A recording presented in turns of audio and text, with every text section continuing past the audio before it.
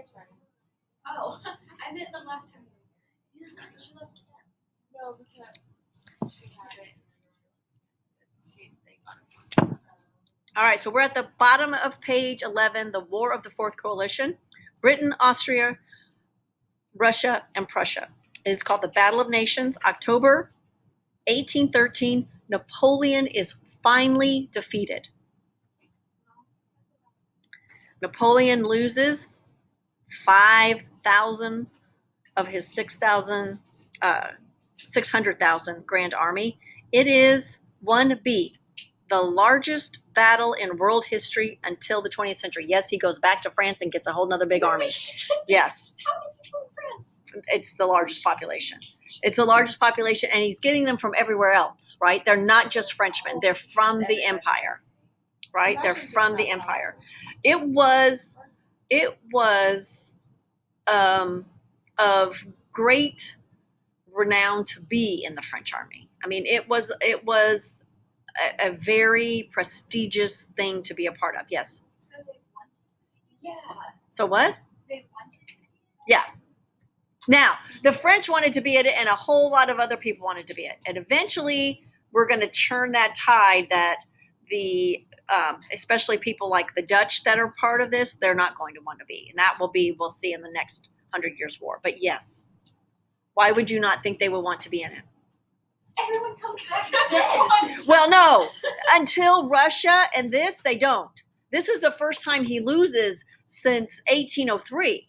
You would think if he leaves somewhere with 600,000 people, That would have been bad. comes Yes. back with 30,000, you don't want to be like, you know what? I want to be part of the other 600,000. Yes, but But then, like, he also He's lost Napoleon. allies. Yeah. I mean, but like, He's Napoleon. Yeah, like he's really powerful too. So He's like, Napoleon. Oh my God. I don't know. and he's a military dude. The second you lose 570,000 That's a lot. people, I don't want to be a part of the next 570,000. He is. Ew. So, Napoleon refused to accept terms to reduce France to his historical size in return for remaining on the throne. So they even say, look, Napoleon, we'll let you sit your little hiney on the throne, but you need to reduce France back to the size that it was. And he says no. So again, they come after the Quadruple Alliance. And each power agrees to provide 150 soldiers to enforce peace terms. And now Napoleon says, okay, I get it. You don't like me anymore. And on April 4th, 1814, he advocates his throne as emperor because they're marching into Paris. Right? You lost this War of Nations, this Battle of Nations. You lost.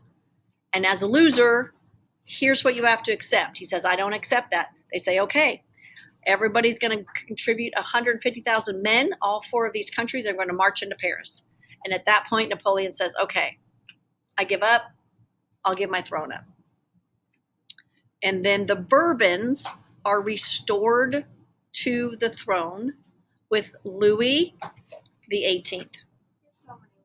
I know, you don't need to know them. But the Charter of 1814, the king created, please, this is what you do need to know. It doesn't matter who came back under the Bourbons, but what the Bourbons do is they create a two-house legislature.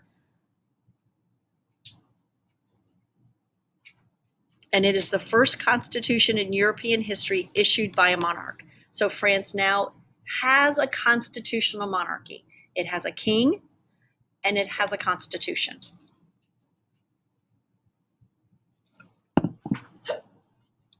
It's okay.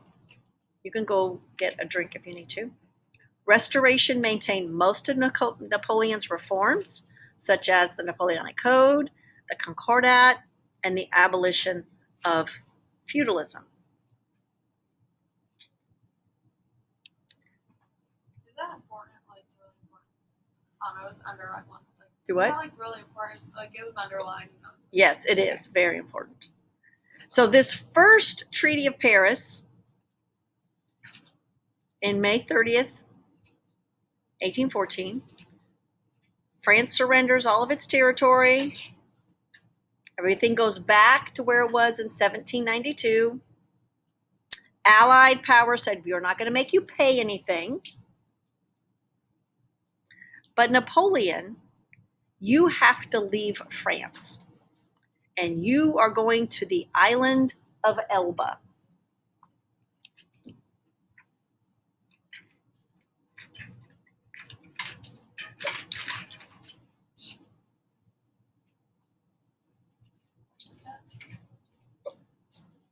Elba.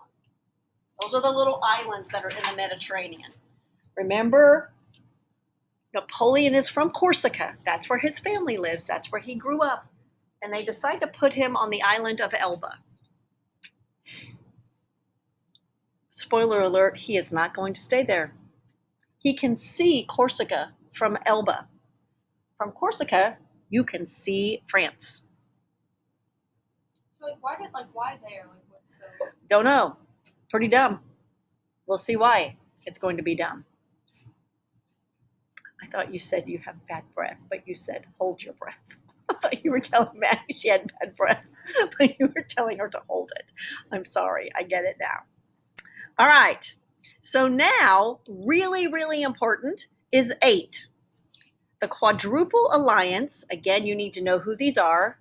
Great Britain, Russia, Prussia, Austria, are going to meet in Vienna to work out a general peace settlement. So we are now moving to this awesome thing known as the Congress of Vienna.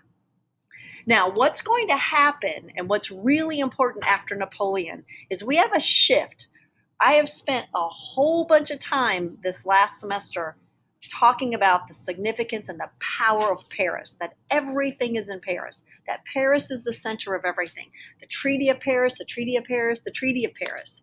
What we're going to see happen now after Napoleon is there's going to be a shift in power. Austria is going to try to take that first. That's going to be Vienna. But eventually, when this new country called Germany is going to come into play, oh, it's time to go. I didn't even know that it is now going to shift to Berlin. My time.